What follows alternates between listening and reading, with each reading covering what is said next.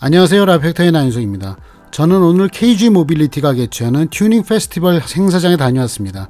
하지만 또 하나의 중요한 목적이 있었죠.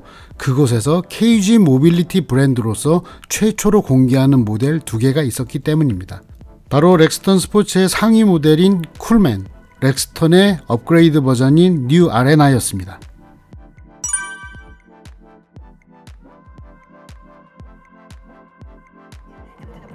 네, 오늘 행사에서는 모델 소개와 마케팅 플랜 등 긴 프레젠테이션이 있었습니다. 하지만 여러분들에게 그걸 다 보여드리는 건 너무 지루하실 것 같아요. 그래서 광고 영상을 통해서 이미지를 한번 느껴보시고 제가 모델을 소개하는 것으로 하겠습니다. 그런데 개인적으로는 렉스턴 뉴 아레나의 광고는 약간 아쉬웠습니다. 왜냐면 이 모델은 엄연히 중장년 남성층이 좋아하는 모델이거든요. 그런데 너무 힙한, 그리고 너무 젊은 쪽으로 이미지 세탁을 좀 강제로 하려는 느낌이 있었습니다. 그것은 성공할 확률이 그다지 많지 않은데 말이죠. 거기에 비해서 렉스턴 스포츠 쿨맨의 광고는 그 레크레이션 모델로서, 라이프스타일 모델로서 자기한테 잘 어울리는 이미지를 광고에 잘 담았다라는 생각이었습니다. 오히려 더 여유가 있어서 럭셔리한 느낌이 들었습니다. 세상과 사람 모두를 담다. 렉스턴 스포츠 쿨맨.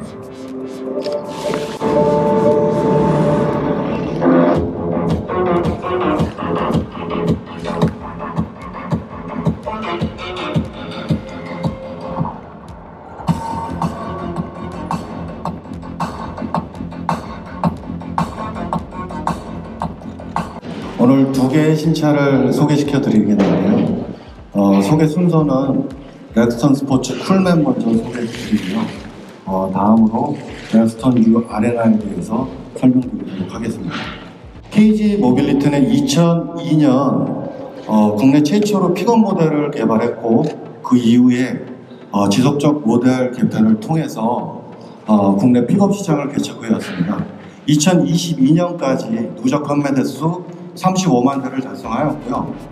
오늘 픽업 시장의 확장 가능성을 보여줄 수 있는 프리미엄 픽업 렉스턴 스포츠 쿨맨을 출시하게 되었습니다.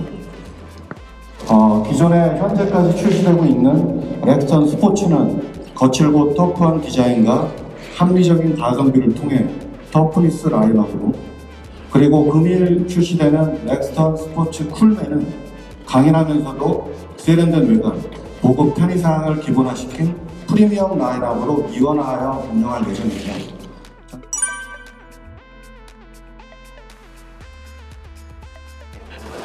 그대로 가십시오. 자, 지금까지 이제 프레스 컨퍼런스 봤고요. 이제 차를 볼게요.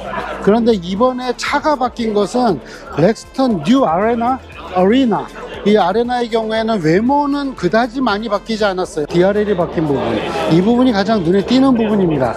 하지만 확실하게 차이가 나는 부분은 인테리어예요. 인테리어. 자, 보시면은 이 인스트루먼트 패널이 수평형으로 완전히 바뀌었습니다. 그리고 이 12.3, 12.3 이 인포테인먼트 시스템이 됐습니다. 그리고 요 가로형으로 되어 있는 터치 패널 공조 컨트롤, 이런 부분으로 해가지고서 전체적으로 수평 라인 중심의 고급 디자인으로 바뀌었습니다.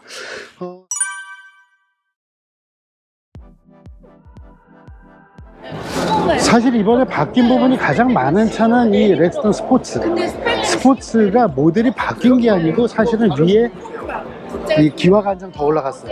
2층이 됐습니다. 그래서 쿨맨이라는 모델이 상위 트림의 역할을 합니다.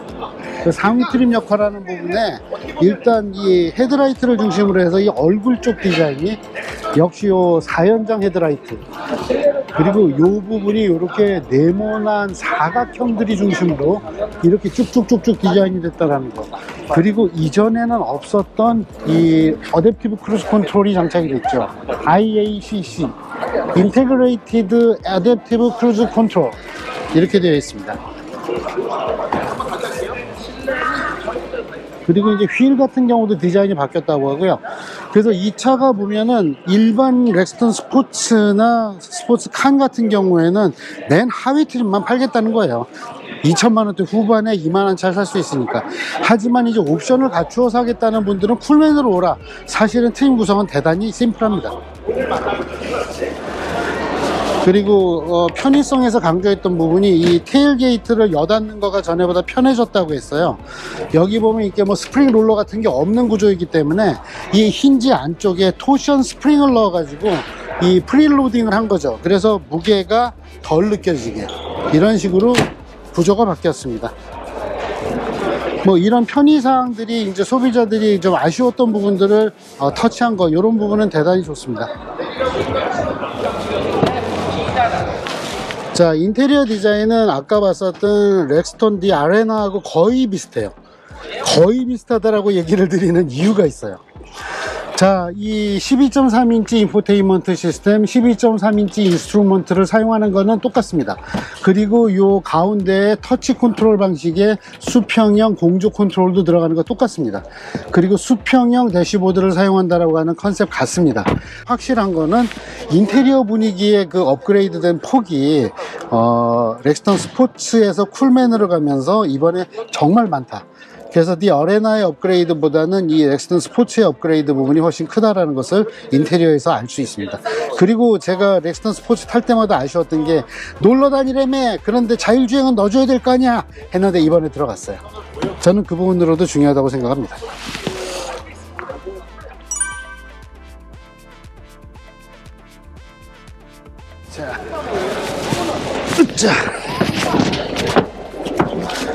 자, 오늘 KG 모빌리티가 브랜드 론칭을 한 다음에 처음으로 나오는 신모델 론칭 이벤트였습니다.